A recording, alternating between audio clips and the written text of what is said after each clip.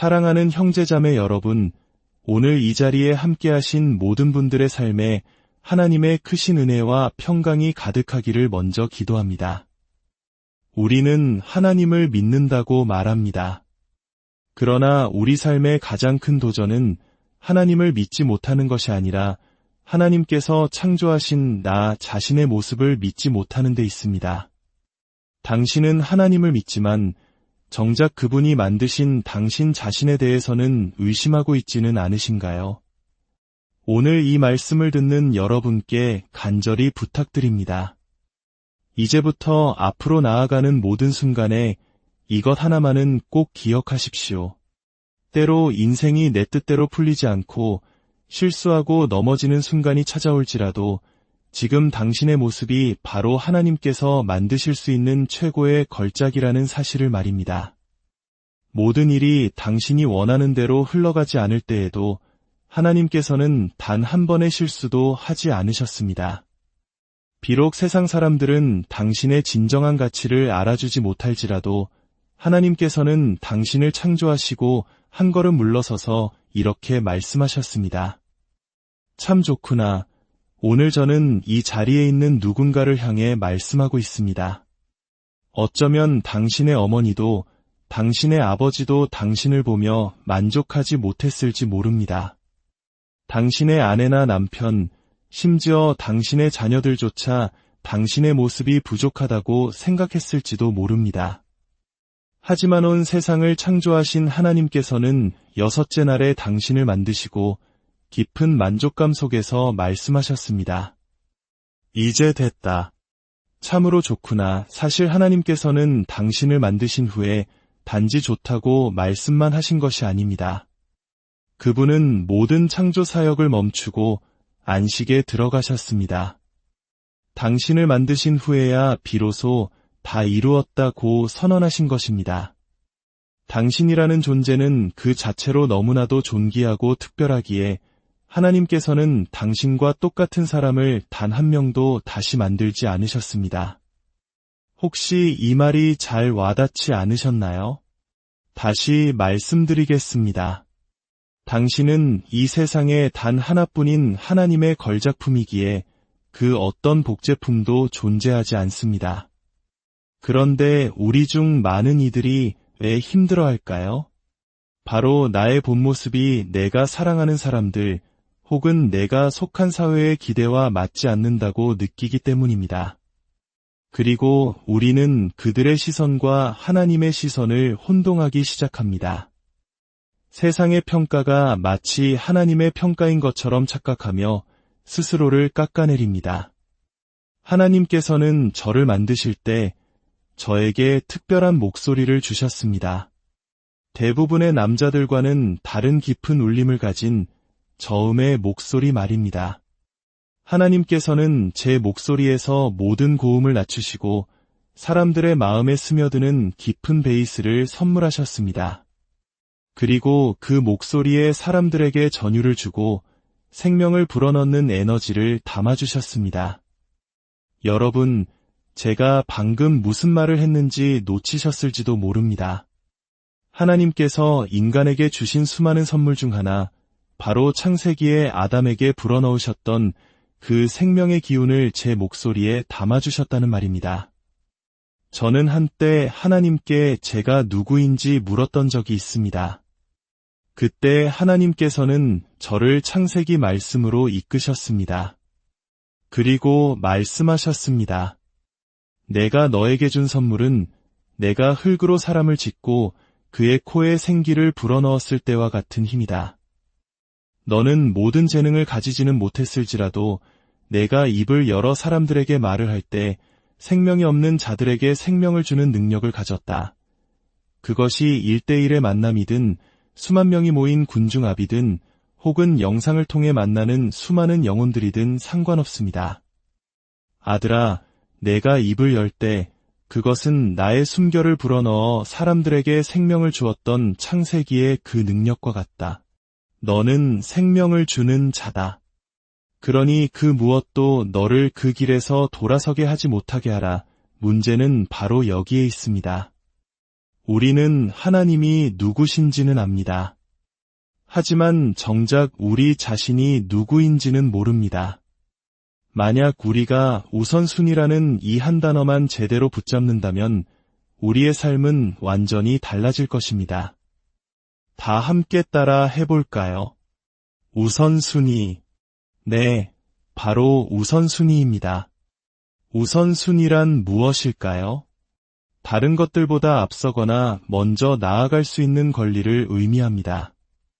이것은 바로 하나님께서 우리에게 주신 거룩한 권리입니다. 제가 오늘 여러분의 삶을 완전히 자유롭게 해드릴 진리를 말씀드리겠습니다. 우리 중 많은 이들이 지금의 자리에 머물러 있는 이유는 과거에 누군가의 우선순위가 되어보지 못했기 때문일 수 있습니다. 어쩌면 어머니의 우선순위가 아니었을 수도 있고, 그래서 그 상처가 마음속에 남아 여전히 힘들어하는지도 모릅니다. 내가 그토록 우선순위가 되고 싶었던 그 사람에게 나는 단 한 번도 첫 번째가 아니었습니다. 하지만 오늘은 피해자 역할에 머물러 있지 않을 것입니다. 저 역시 누군가를 우선순위로 두지 못했던 사람이기 때문입니다. 저는 한때 친구들을 어머니보다 우선순위에 두었고 그 결과 집을 떠나 방황했습니다. 아내를 최우선으로 여기지 않았던 때도 있었습니다. 제 딸아이의 생일날 선물은 늘 보냈지만 정작 아빠인 저는 늘 곁에 없었습니다. 딸아이는 제게 이렇게 말했습니다. 아빠, 선물은 정말 고맙지만 저는 아빠가 그냥 여기 계셨으면 좋겠어요. 저는 이를 제 딸보다 우선순위에 두었던 것입니다. 그러니 단지 내가 상처받았다고, 내가 누군가의 우선순위가 아니었다고 피해자인 척하지 마십시오. 우리 역시 살면서 마땅히 우선순위로 두어야 할 사람을 뒷전으로 미루며 누군가에게 상처를 준 적이 있지 않습니까? 사도 바울은 성숙한 어른이 되어 이렇게 고백했습니다. 내가 어렸을 때에는 말하는 것이 어린아이와 같고 깨닫는 것이 어린아이와 같고 생각하는 것이 어린아이와 같다가 장성한 사람이 되어서는 어린아이의 일을 버렸노라. 여기서 말하는 어린아이는 단순히 나이가 어리다는 뜻이 아닙니다. 20대, 30대가 되어서도 여전히 어린아이처럼 생각하고 행동하며 자신의 아내를, 자녀를, 부모를 우선순위에 두지 못했던 미성숙한 시절을 의미하는 것입니다. 그러나 내가 장성한 사람이 되어서는 어느 날 제게 $20,000라는 거액의 강연료가 걸린 제안이 들어왔습니다. 그 당시 저에게는 정말 큰 돈이었습니다. 하지만 공교롭게도 그날은 제 딸이 치아 교정기를 떼기로 약속된 날이었습니다. 제 동료는 말했습니다. 이봐, 치과 약속이야 바꿀 수 있잖아. 이건 $20,000짜리 기회라고. 하지만 저는 말했습니다. 내 딸은 그 과정을 무서워하고 아빠가 곁에 있어 주길 원해. 나는 거기에 있어야만 해. 저는 그 제안을 거절했습니다. 저는 언제나 저의 사명, 저의 말하는 재능을 최우선으로 여겨왔습니다. 그것이 너무나 중요해서 때로는 가장 가까운 사람들조차 제 일보다 뒤로 미루곤 했습니다. 하지만 그날 저는 달라져야 했습니다. 저는 동료에게 말했습니다. 그들이 정말 나를 원한다면 내가 게으르거나 술에 취해 늦잠을 자는 것이 아니라 내 딸과의 약속을 지키기 위함이라고 전해주게. 나는 내 딸에게 그 자리에 있겠다고 약속했고 그 약속을 지켜야만 해. 제가 그곳에 있어야만 했던 이유는 제가 슈퍼 아빠라서가 아닙니다. 과거에 너무나 많이 그 자리에 있어주지 못했기 때문입니다. 이제는 그 흐름을 바꿔야만 했습니다. 제가 먼저 변화해야 제 가정의 모든 것이 변화될 수 있기 때문입니다. 여러분, 놀라운 사실을 알려드릴까요? 그렇게 거절했던 그 일, 결국 다시 제게로 돌아왔습니다. 만약 그들이 이해하지 못하고 아니오라고 말했다면 그 회사는 어차피 가치를 존중하는 곳이 아니었을 겁니다. 그런 곳에 당신의 거룩한 기름 부으심을 쏟을 필요가 없습니다. 당신에게는 권리가 있습니다. 다른 무엇보다 우선이 될 수 있는 권리. 그리고 하나님께서 오늘 당신에게 말씀하십니다. 내가 나를 너의 삶의 최우선 순위로 삼는 그 순간 너의 삶의 모든 것이 변화되기 시작할 것이다. 많은 사람들이 왜 그토록 가난에 허덕이는지 아십니까? 하나님이 아닌 돈이 그들의 우선순위이기 때문입니다. 이제 우리를 만드신 그분을 우리의 최우선 순위로 삼읍시다. 그리고 그분께서 우리에게 우선순위로 두라고 말씀하시는 것들을 그대로 따릅시다. 하나님께서는 제게 무료로 영상을 만들어 사람들을 도우라고 말씀하셨습니다. 돈을 위해 일하는 수많은 사람들보다 저는 하나님을 위해 일하며 더 큰 풍요를 누리고 있습니다. 저는 제 청구서를 걱정하지 않습니다. 아침에 눈을 뜨면 이렇게 기도합니다. 하나님, 이 땅에 수십억의 사람이 있지만 모두가 주님을 믿는 것은 아닐 것입니다.